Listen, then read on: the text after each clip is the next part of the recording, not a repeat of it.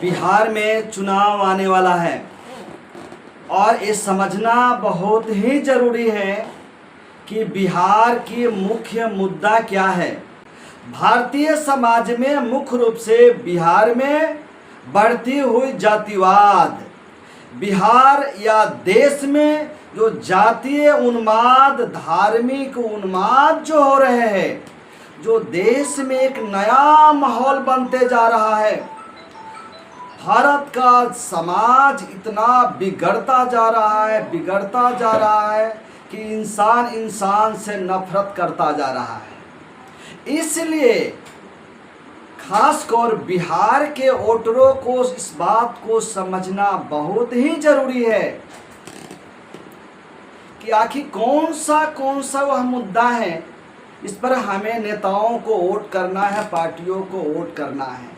ऐसे तो चुनाव के समय में बहुत सारे नेता आएंगे, बहुत छोटे बड़े पार्टियां आएगी और वो कहावत सुनी होगी, बहेलिया आएगा जाल बिछाएगा लेकिन जाल में फंसना नहीं।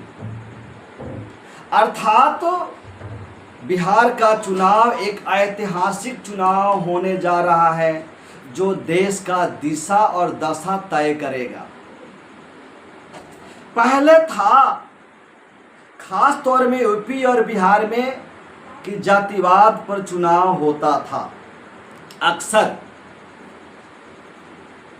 जाति पार्टियां चलती थी जातियों के आधार पर, लेकिन इस बार के चुनाव में ऐसा नहीं है। बिहार में दो वर्ग वह वर्ग है, पहला वर्ग यह है जो देख रहा है कि भारत का माहौल कैसे खराब हो रहा है, जातीय धार्मिक उन्माद कैसे फैलता जा रहा है, जातिवाद कैसे बढ़ता जा रहा है, संविधान के साथ में छेड़छाड़ हो रहा है। तो एक पक्ष जो इंडिया गठबंधन है, इंडिया गठबंधन के नेता राहुल गांधी जी है, तेजस्वी जी है, पप्पू यादव है, मनोज झा जी हैं और बहुत सारे जो नेता हैं, सभी जातियों में निकल करके सामने आए हैं कि नहीं, बिहार का चुनाव संविधान बचाने का होना चाहिए। समाज में अमन हो, शांति हो, भाईचारा हो, सभी धर्म के लोग मिल करके रहें, सभी जाति और धर्मों को पूरा का पूरा मान सम्मान अधिकार मिलता रहे। बिहार में रोजगार युवाओं को दिया जाए, कल कारखाने लगे। एक तो यह पक्ष है। दूसरा है एक मनुवादी प्रवृत्ति के लोग जो जाति में विश्वास करते हैं, मनुवाद को लाना चाहते हैं, वर्ण व्यवस्था में विश्वास करते हैं। खास तौर में एनडीए, आरएसएस जो इसी सिद्धांत पर चलती आ रही हैं और ज़्यादातर हिंदू मुसलमान को ऐसा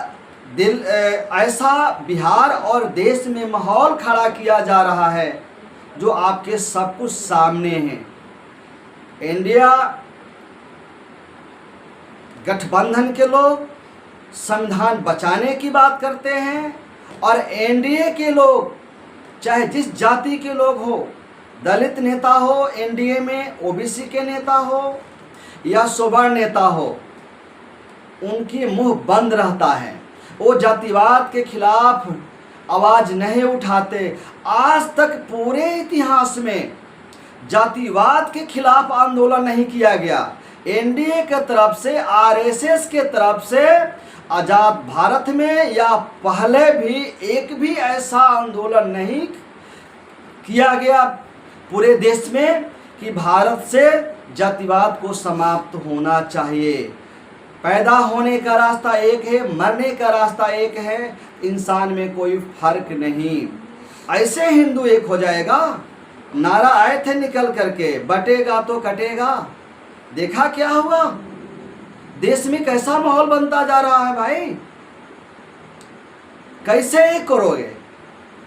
दलित को, बैकवर्ड को, सवर्ण को, सभी जाति को हिंदुओं में एकजुट करने का क्या हथियार है आपके पास? आइए आंदोलन करें। इसलिए मैंने कहा कि बिहार में मुख्य रूप से इस बात को सदैव वहां की वोटर ध्यान में रखेंगे कि जातिवाद के खिलाफ कौन वर्ग हैं, संविधान बचाने की बात कौन कर रहा है। बीच में आ रहे हैं नेता बहुत सारे, जैसे प्रशांत किशोर जी हैं, वो चेंज करने की बात कर रहे हैं।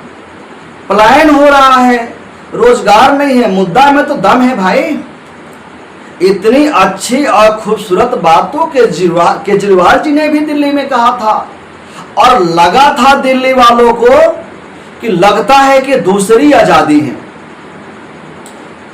क्या हुआ?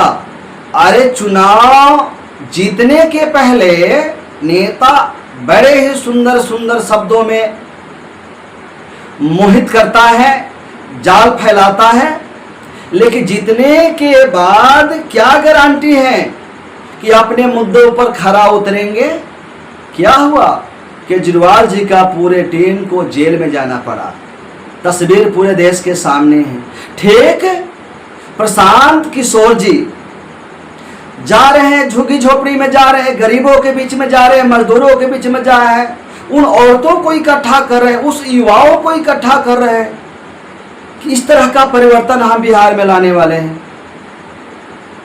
सेम अरविंद केजरीवाल जी का पैटर्न और प्रशांत किशोर का पैटर्न बिल्कुल इक्वल है।